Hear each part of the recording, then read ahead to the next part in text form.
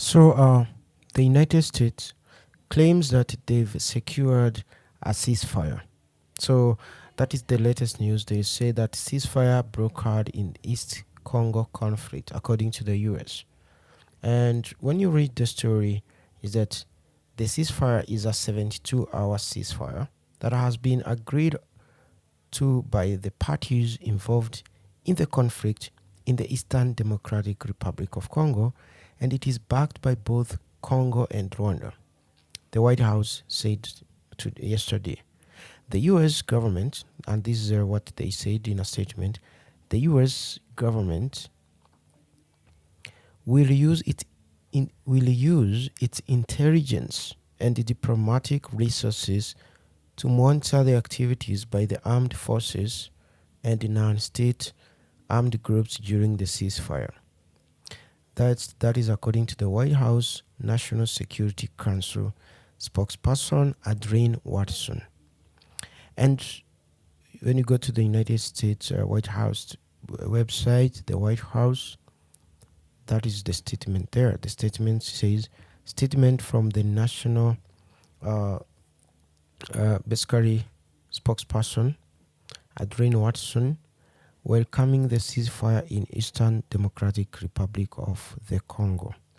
And it just says what we just read, that the US welcomes the 72-hour ceasefire committed to by the parties to the conflict in Eastern DRC.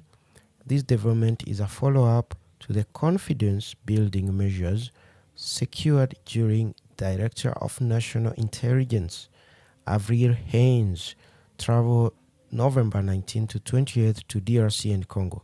You remember that Saturday she came to Rwanda, then Sunday she went to Congo. And her subsequent engagements with Presidents Felix Tshisekedi of the DRC and Paul Kagame of Rwanda.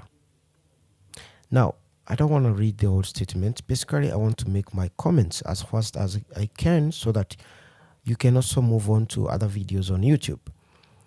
Normally, a ceasefire is agreed upon between two warring sides, two fighting sides, as we saw in the case of Israel and Hamas. They were fighting. They are still fighting, but when they had a ceasefire for 72 hours, that is the sides that were reached to stop fighting. So here we have Congo.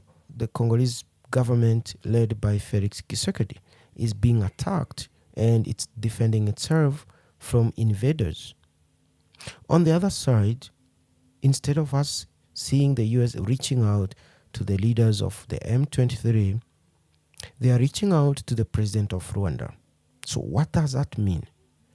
It means the US, with their most advanced intelligence, because they can tap our phones, they can read our emails when they want to. They have that capability because the whole internet, including the one we are using right now, somehow goes through their systems and they are able to know what we are talking about. So the US knows the leader behind M23, and that's why they have reached out to that leader, and that leader is Paul Kagame.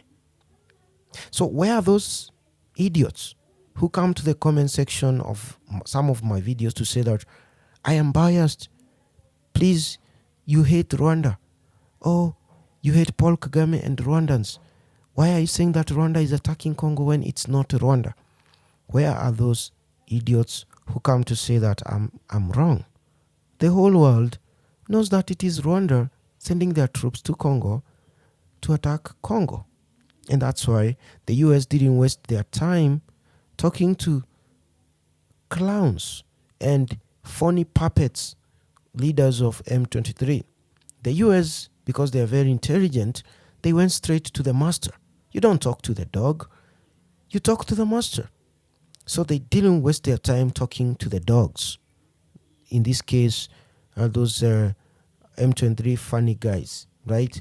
They went straight to their master, who is Paul Kagame, and they asked him, can you give us a 3-day ceasefire?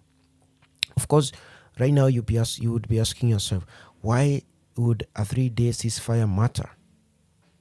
3 days. 72 hours is just 3 days. That is, the ceasefire was agreed upon, if you read here, to start yesterday on Monday, today. So on Thursday, the ceasefire will be over. So you may be asking yourself, what would 3-day ceasefire do? It is not 3 days ceasefire that they are after.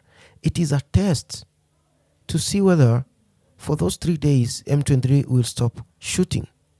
And if they find evidence that for those 3 days M23 never made any step, never moved an inch, and never fired a single bullet, then they will have confirmed that Paul Kagame actually commands M23, and M23 cannot pee without asking permission from Rwanda. They cannot sleep without asking permission from Paul Kagame.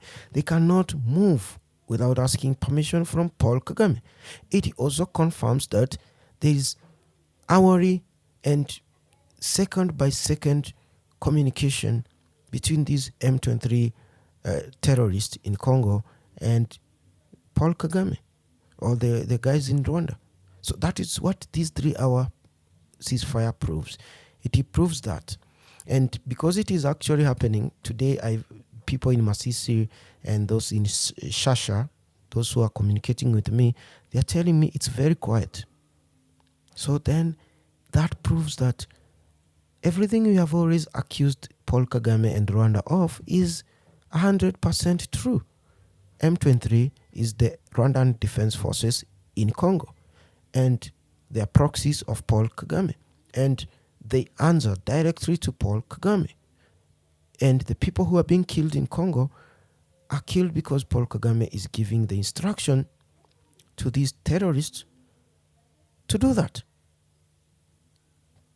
Do you think I'm lying? Or what do you think? Let me know in the comment section below. Please.